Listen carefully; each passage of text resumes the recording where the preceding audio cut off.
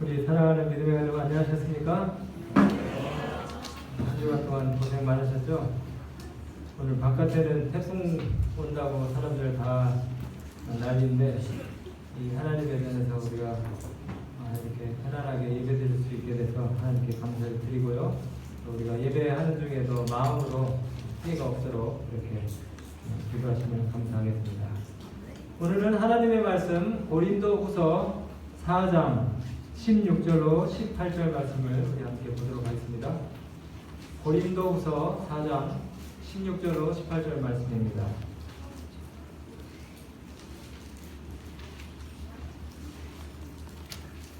네, 하나님의 말씀 고린도후서 4장 16절로 18절 말씀을 읽겠습니다. 그러므로 우리가 낙심치 아니하노니 겉사람은 후패하나 우리의 속은 날로 새롭도다. 우리의 잠시 받는 환난에 경한 것이 지극히 크고 영원한 영광에 중한 것을 우리에게 이루게 함이니 우리의 돌아보는 것은 보이는 것이 아니요 보이지 않는 것이니 보이는 것은 잠깐이요 보이지 않는 것은 영원함이니라. 아멘. 제가 하나님을 믿는 여러 가지 이유를 가지고 있는데 오늘 여기 본문 가운데서 그 중 두 가지를 좀 소개해 보려고 합니다. 하나님을 믿는 여러 가지 이유 가운데 여기 본문에 입각해서 두 가지. 첫 번째는 낙심할 수밖에 없는 그런 그 상황을 또 혹은 현재를 우리가 색다른 관점에서 볼 수 있다는 것이에요. 낙심할 수밖에 없는 그런 상황을 다른 관점에서 다른 시각으로 우리가 이해하고 또 바라볼 수 있다는 것.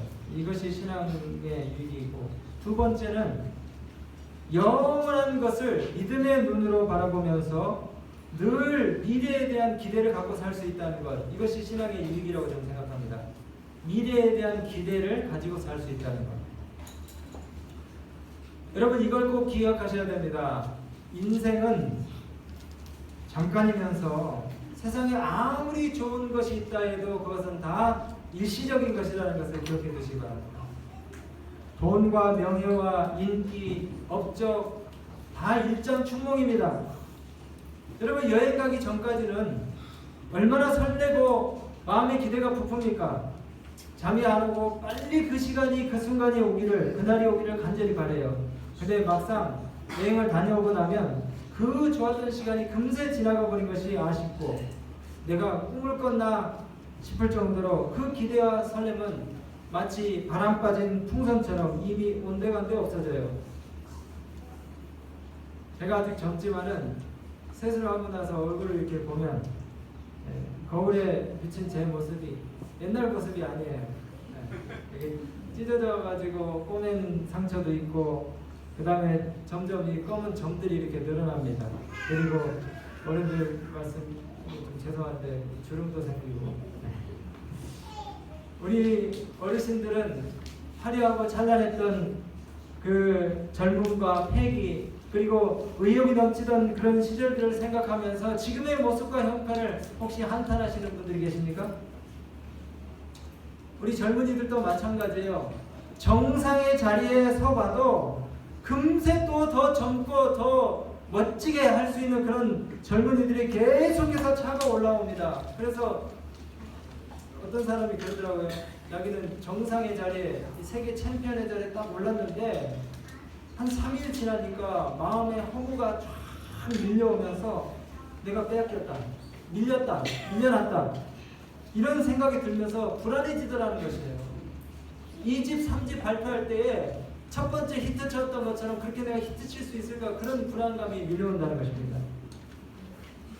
여러분 우리가 마음에 매일 새로워지는 그런 그 경험을 하지 못한다면 사실 우리 인생은 점점점 죽음과 고통으로 귀결될 수밖에 없는 어두운 운명입니다. 만리장성과 병마용갱으로 유명한 진시황제가 장생불로 불사초를 구해오라고 동자 3,000명과 함께 서곡을 보냈어요. 근데 여러분 진시황제는 50세에 죽었습니다. 붙잡을 수 없는 게 세월이고 늙는 것도 막을 수가 없어요. 우탁의 탈로가를 여러분 잘 아시죠? 한 손에 막대 짚고 또 한 손에 가시 쥐고 늙은 길을 가시로 막고 백발을 막대로 치면서 잡아보려고 했는데 이 늙음이 제일 먼저 알고 지름길로 와버렸다는 그런 시가 있잖아요. 우리의 겉사람은 날로 쇠해지기 마련입니다. 근데 여러분 이사야 선지자는 푸른 마르고 꽃은 시드나 우리 하나님의 말씀은 영원히 서리라 했어요. 사람이 죽는 건 당연한 이치인데 죄의 영향 안에서 죽지 않을 사람이 없습니다. 로마서 6장 23절에 뭐라고 했습니까? 죄의 삭은 사망이요. 어쩌면 이렇게 성경 말씀이 꼭 맞는지 몰라요. 죄의 삭은 뭐라고요? 사망이요. 교회 처음 나오신 분들이 종종 저한테 그래요. 내가 왜 죄인입니까? 내가 도둑질한 것도 없고 사람 죽인 일도 없는데 내가 왜 죄인이에요? 근데 로마서 6장 23절이 대답해주고 있잖아요. 당신 안 죽습니까? 30년 40년에 당신 죽잖아요. 그러니까 당신이 죄인이지. 죄의 삭은 사망이라는데 사망의 대가를 치르는 모든 사람들 역으로 하면 다 죄인이라는 거예요. 그러니까 당신 죄인이에요. 죽지 않음으로 당신이 죄인이 아님을 증명해보라 이거예요. 우리 여기 있는 사람 다 죽잖아요. 사형 선고 다 받았습니다. 예. 무기한 연기된 것이지 다 언젠가는 우리가 다 사형 선고를 받아 죽게 돼요. 어쨌든 육신이 약해지는 건 그렇다 치고 마음이 낡아지고 퇴보한다는 것 이건 참 용서가 안 됩니다. 이렇게 육신이 연약해지는 것, 겉사람이 후패해지는 것에 대한 두려움과 염려가 우리에게 늘 있어요. 의욕이 떨어지고 자신감이 없어지고 새로운 것에 도전해 보려고 하는 그런 용기가 안 생깁니다. 무기력해지면서 누가 날 무시하나 이런 생각도 들 때가 있어요. 근데 여러분 여기 눈이 번쩍 띄게 하는 이 한 말씀이 있어요. 그러므로 우리가 낙심치 아니하노니 겉사람은 후패하나 우리의 속사람은 날로 새롭도다. 죄의 영향 때문에 우리의 몸은 낡아져 가지만 우리의 이 속사람은 날로 회복되고 새로워진다는 이 말씀이 오늘 우리에게 용기를 주는 것입니다. 아니 어떻게 이게 가능할까? 어떻게 죽을 때까지 우리의 마음을 청춘으로 유지할 수 있을까? 저는 그 장애인 올림픽 혹은 이 장애인들 출전하는 그런 그 경기를 볼 때마다 여기 고린도후서 4장 16절의 말씀을 떠올리곤 합니다. 저 사람들 어떻게 저런 도전의식이 생길까? 팔도 없고 다리도 없는 사람들이 어떻게 저런 일들을 하기 위해서 마음에 용기를 품고 도전을 했을까?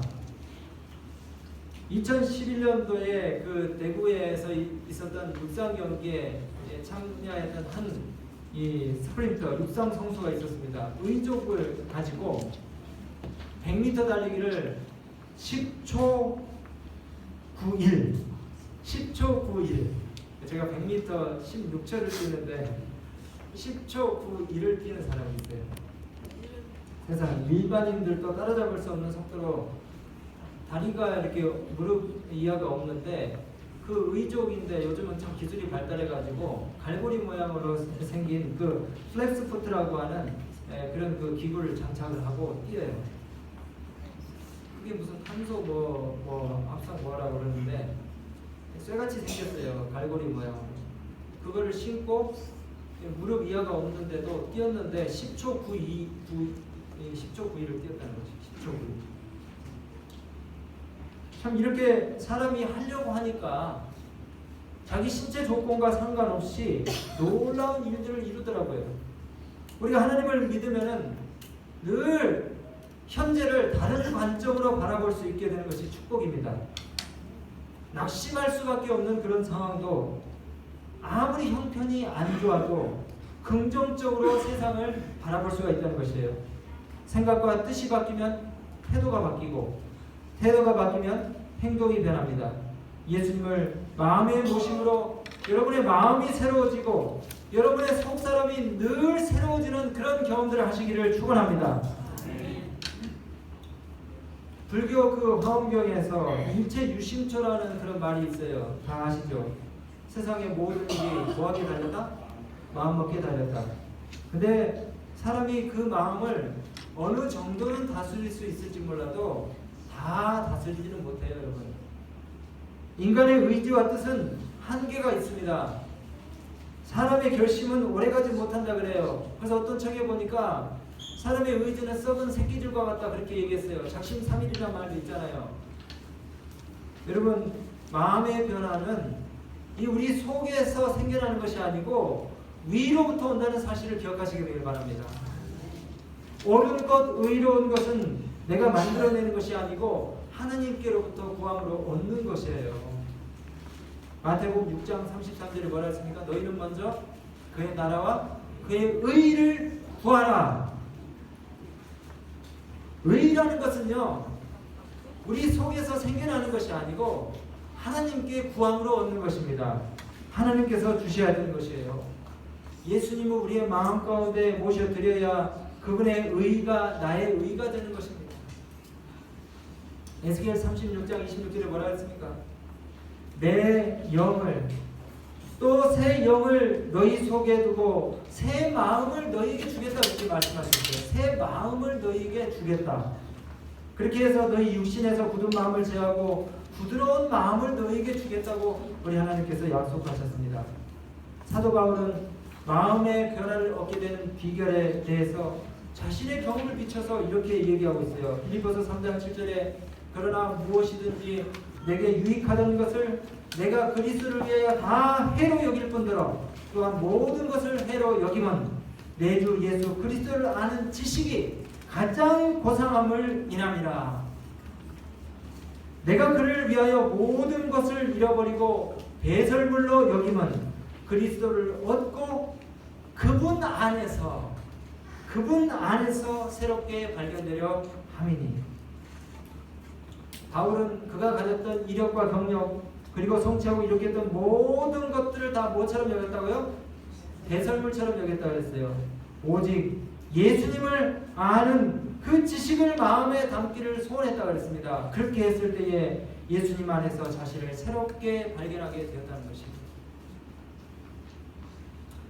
예수님이 내 삶의 중심 자리에 들어오시면 모든 것이 새롭게 달라집니다. 이전에 최고의 자리에 두었던 것들을 내려놓게 돼요. 그리고 그것들이 무익한 것들이었음을 깨닫게 됩니다. 옛날에는 우리가 거칠애와 외모 치장에 그렇게 신경을 쓰고 내면을 가꾸는 일을 게으르했다면 이제는 예수님이 내 안에 들어오시게 되면 우리가 속 사람을 새롭게 하는 일에 관심을 갖게 되는 것입니다.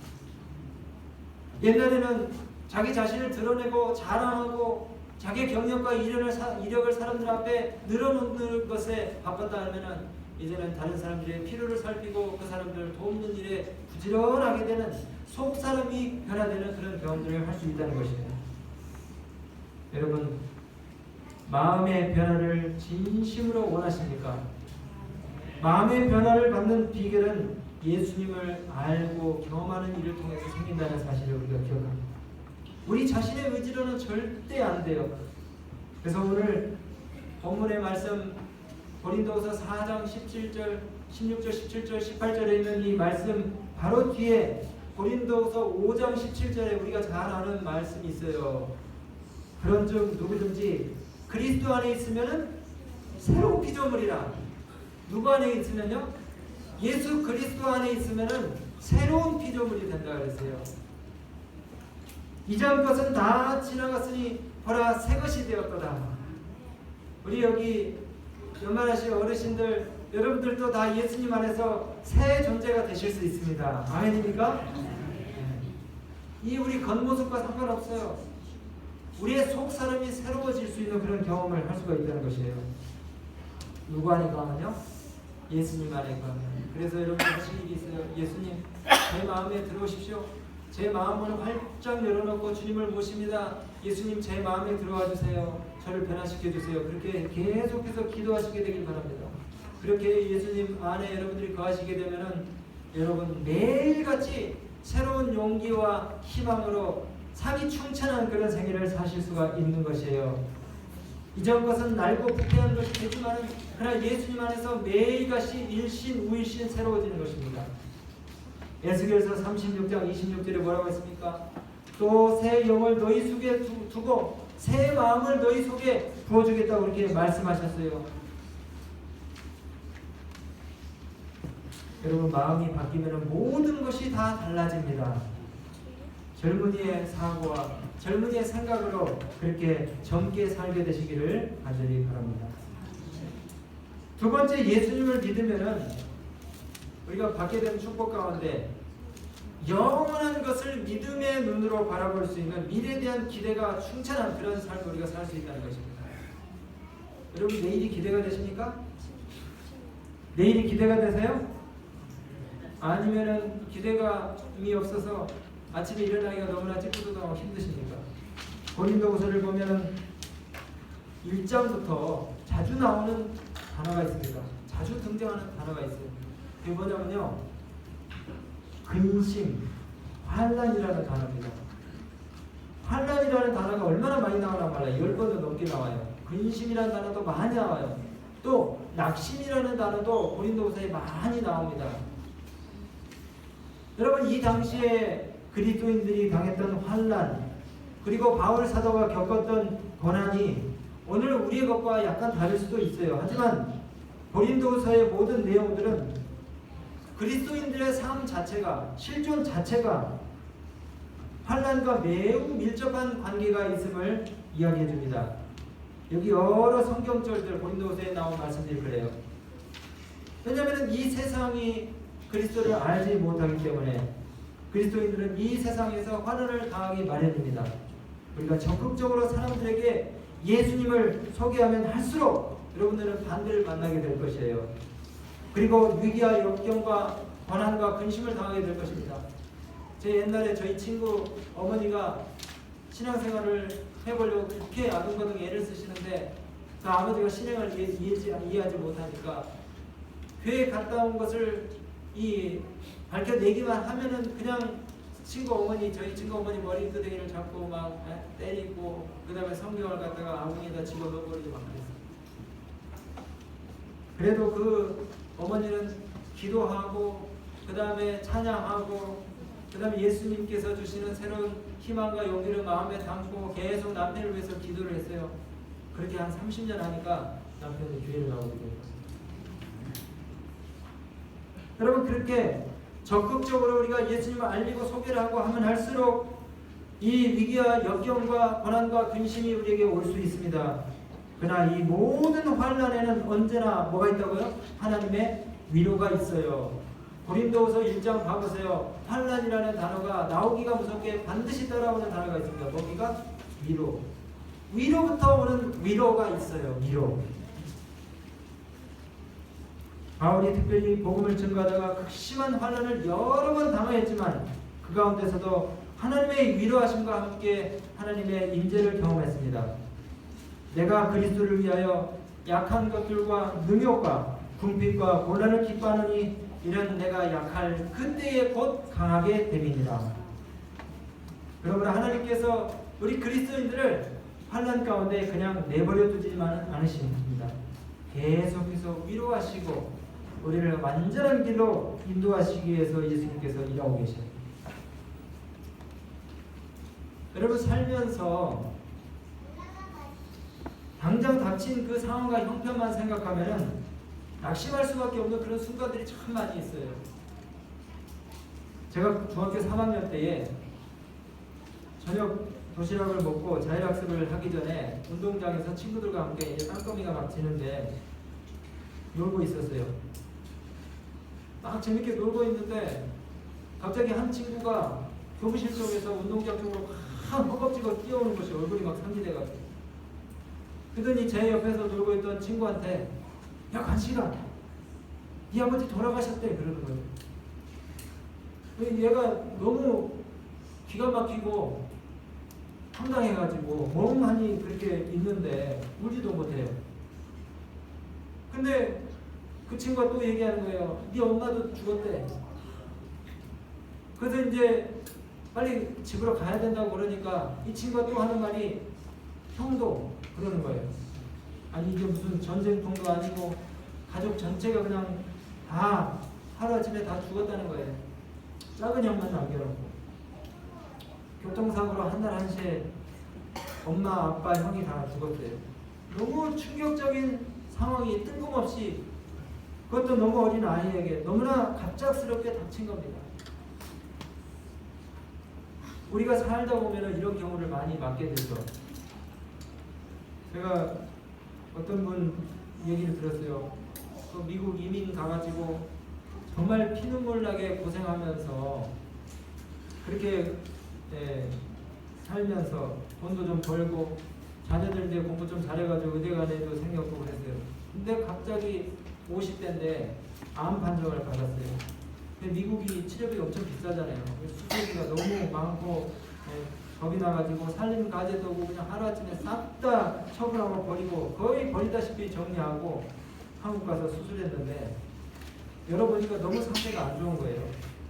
그래서 그냥 접고 조금 있다가 죽었어요, 그분이.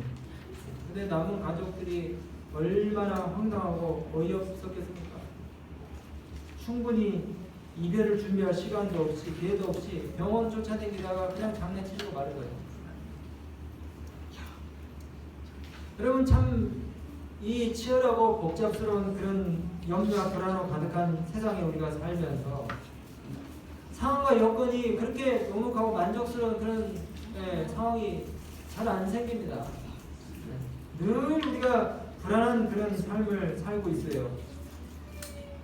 정말 뭔가 생각을 바꾸지 않으면 도저히 받아들이기 힘든 그런 어려움이나 도전들이 끊임없이 닥칩니다.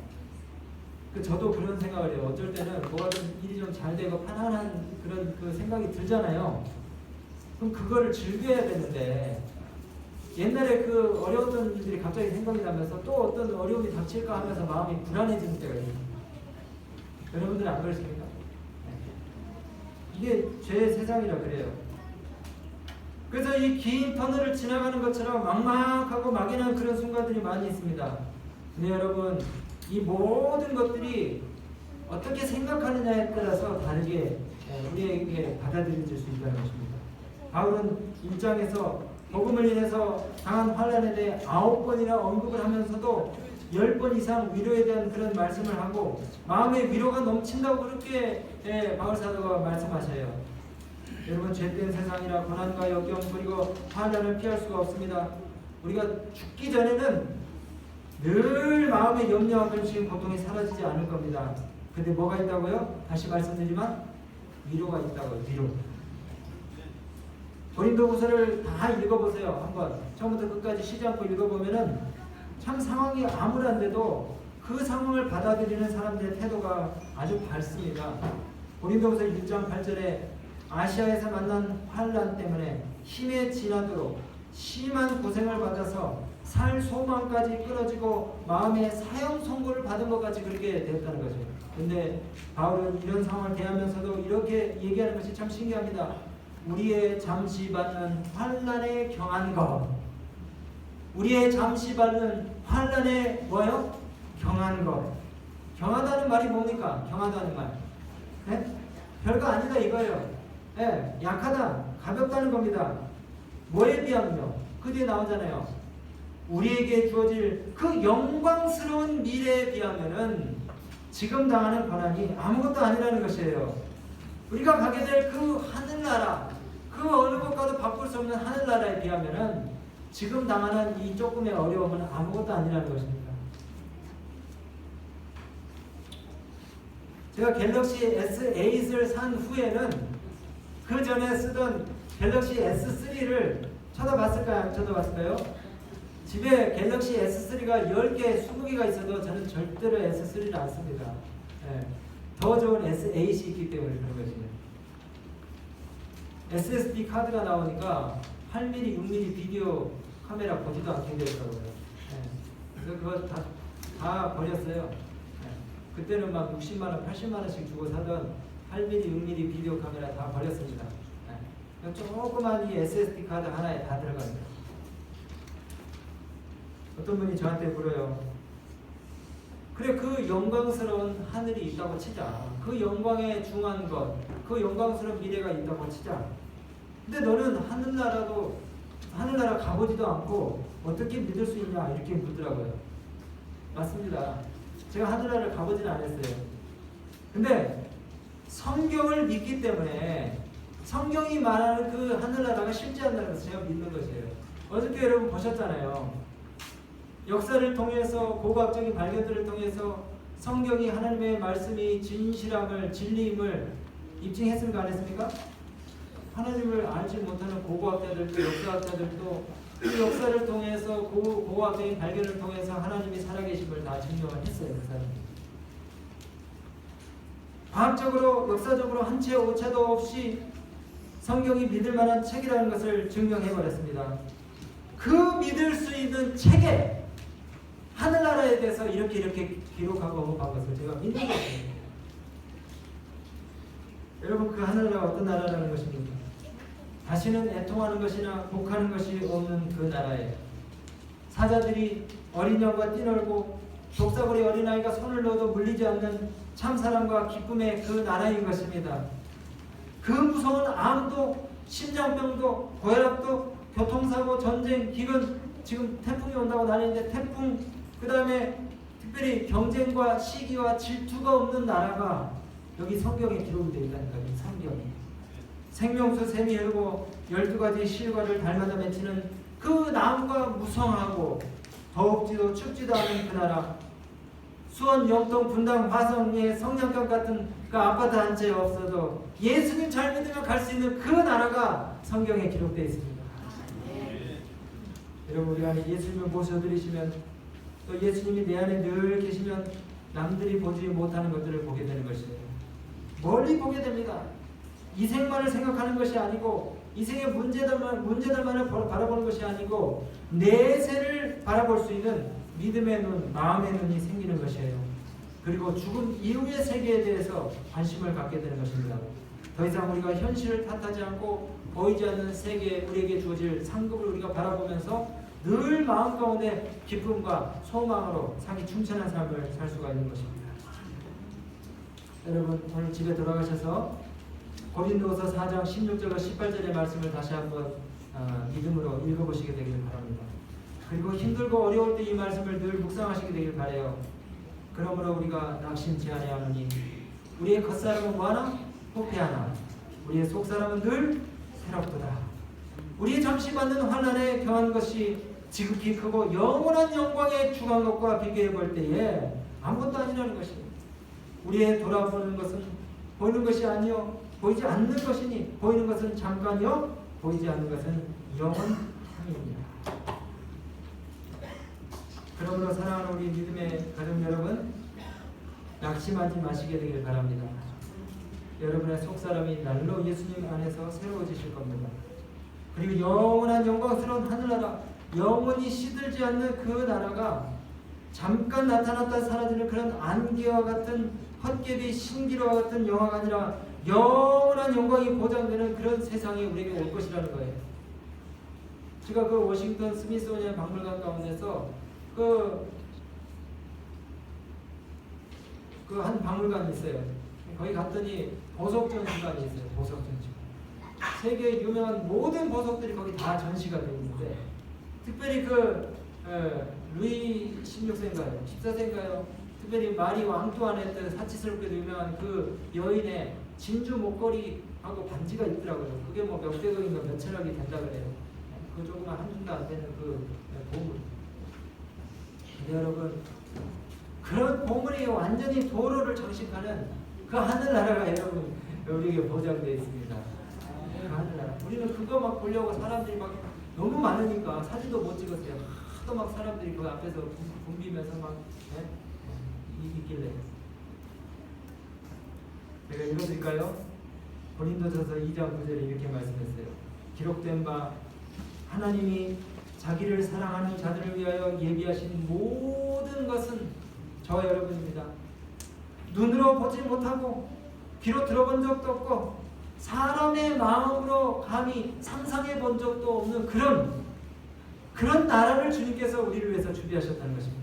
예수님 요한복음 14장 1절에 말했습니다. 내가 곧 다시 와서 너희를 내게로 영접하겠다 그랬어요. 지금 예수님이 우리를 위한 처소를 집을 짓고 계셔요. 주택 청약 보험 안 보신 분들 걱정하지 마시기 바랍니다. 여러분들이 들어갈 집이 있습니다. 그런 한 주간 동안도 예수님을 우리 마음에 늘 모시고 살면서 희망과 의욕이 넘치는 삶을 살게 되시기를 간절히 바랍니다. 그리고 예수를 모르는 분들에게 소개해 주십시오. 이런 영광스러운 미래가 나라가 보장되어 있다고. 혹시 힘들고 어려우실 때 저에게 전화하시면 제가 이 말씀을 여러분들이 잘 이해하실 수 있도록 제가 다시 읽어드릴게요. 하나님의 축복과 은혜가 우리의 모든 삶 속에 넉넉하게 한 주간 동안 임하시게 되길 바라면서 말씀 마치겠습니다.